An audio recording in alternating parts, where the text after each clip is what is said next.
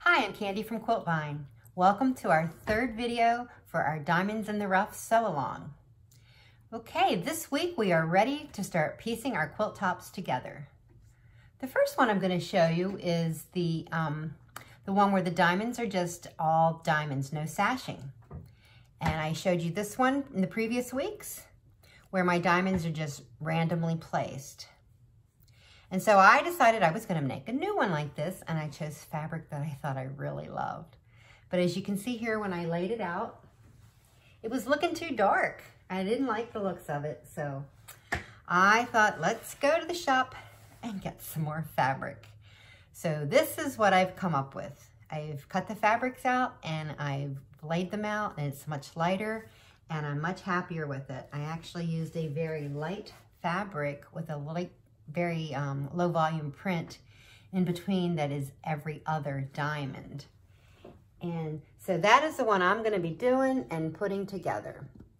So let's go here and we're going to actually start sewing it together. But first, oops, let me show you this next picture where I show you how we're sewing it together, and we're sewing it together in rows. So we've got diagonal rows.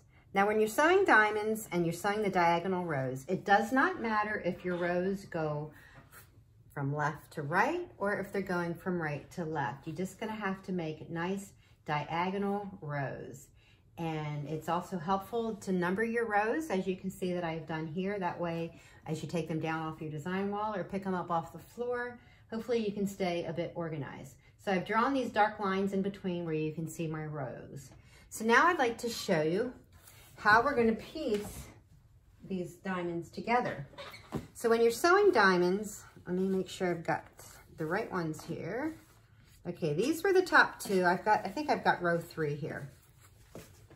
So these are my top 2 in row 3, which I've already sewn together. So now I'm going to go to my next 2. And so I'm laying them out. This is the way they are coming down the rows. So I've got, oh, I'm a little close here. So here we are, the way we're sewing down the rows. I've got my gold one there, and then my low volume one here. So I'm gonna lay this over, right sides together. Now when you're piecing something with the angles like this, and you've got your 1/4 inch seam allowance, your little corners have to stick out that 1/4 inch because of the seam allowance. So I'm just gonna eyeball the 1/4 inch. And this is where I'm going to use a pin. I don't always use pins because I try to keep things going quickly, but some instances you just need to use a pin. So we're going to pin there, that end, and we'll pin at this end. And there we go. Bring it over here, sew it together using your 1/4 inch foot.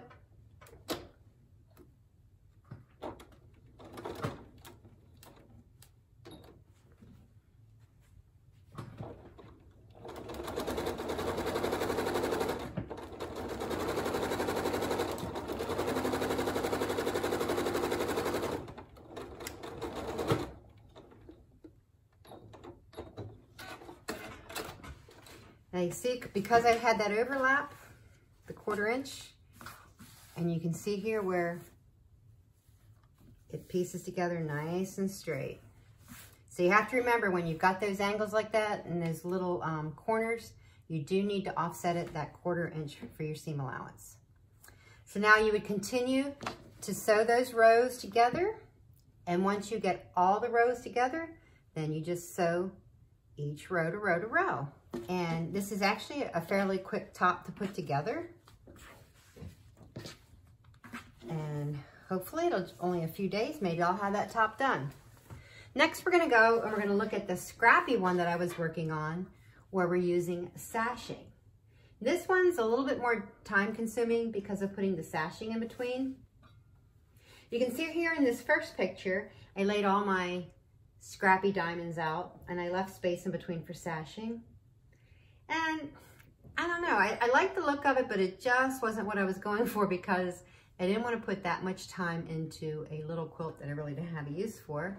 So I wanted to make it big enough to be a throw. So I thought, yeah, I didn't want to make more scrappy diamonds. I just wanted to get her done.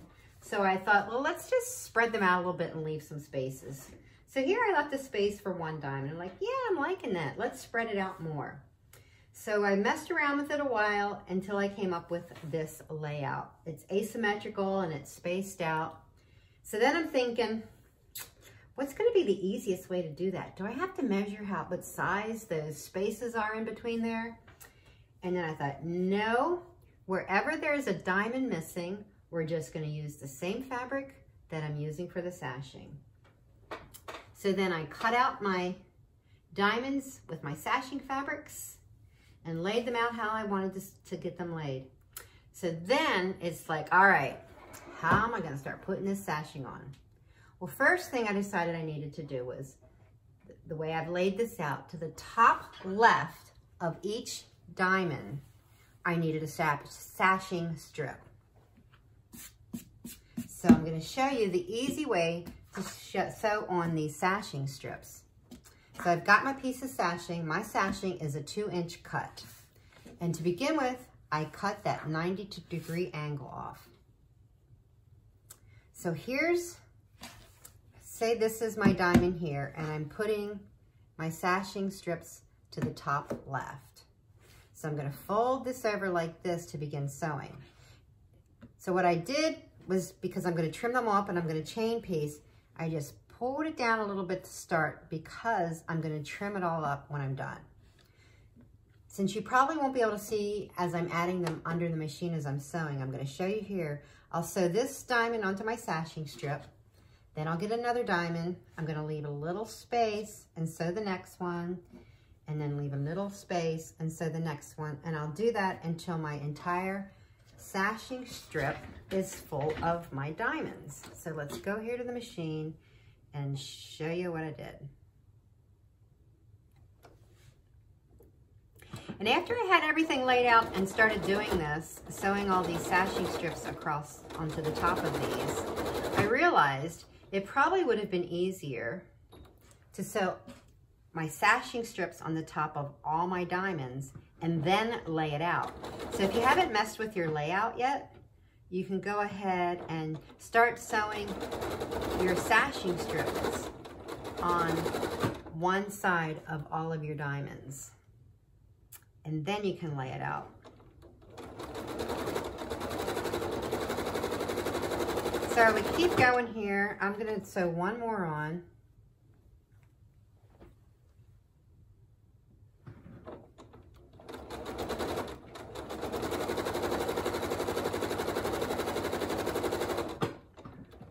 Okay, my strip is long enough I could do a few more, but you don't need to just sit there and watch me sew. I'm going to cut off that extra strip. So here my sashing strip is with my diamond sewn onto it. So then I'm going to get my iron and I'm going to press my diamonds back from my sashing strip. So I'll just go like this. Set the seam, bring it over,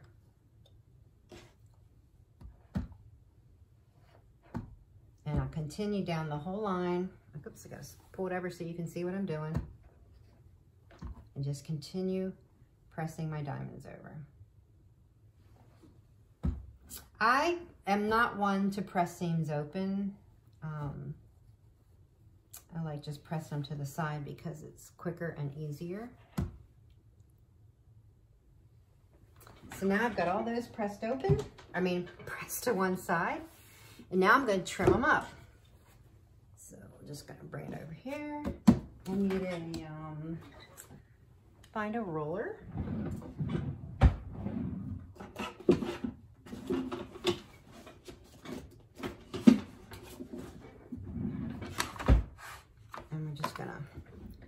Trim these up even with the diamonds.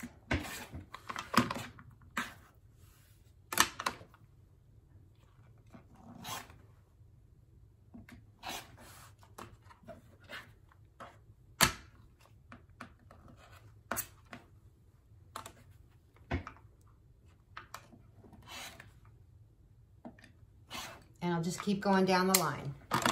But you can see here, I've got 2 of them cut out. So all my diamonds look like this. I've got all my diamonds with the sashing strip to one side. So then as I start laying them out, so that goes on my top left, and then here goes my next one. And that's when I start sewing the rows together. So as you can see in the picture, I've got my rows all sewn together. Then once all the rows are sewn together, I would come back and I would continue to add my sashing strip to my rows all on one side. If I want to add them to the right, then I would add them to the top right. Here I've got one of my long sashing, or one of my long diamond rows. I've got these all in order here. Hopefully I won't get them too messed up. And another thing is, you can see in the picture there, I numbered all my rows at the top. So this was row 2, that was row 1. So here's row 2. My number was at the top for me. Then I would just take a sashing strip and I would just come down and sew that whole sashing strip and then press it out. Then I would lay it out again on my design wall or on my floor, wherever you're laying it out, and just make sure I have everything into place before I would start sewing those rows together. Okay, on this one, I didn't do the half diamonds at the beginning and the end of each row because I was just using the smaller diamonds, and I'm using just a solid fabric. And so I'm just gonna afterwards, and I will show you that where I go back and trim up my edges. The reason I didn't do it on the big one is because I didn't want to waste the fabric. So I went ahead and cut the diamonds in half to begin with.